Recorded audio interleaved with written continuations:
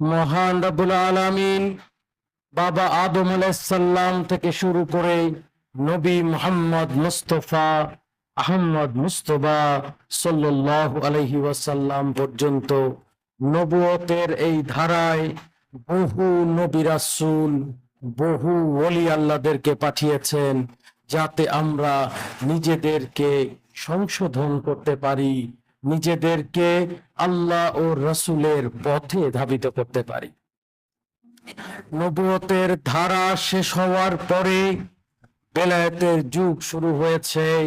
এই যুগেই ওলি আল্লাহ গণ ওই একই রূপে শিক্ষক রূপে মানব জাতির কাছে এসেছেন, মানুষকে আল্লাহ ও রাসূলের পথ দেখানোর জন্য।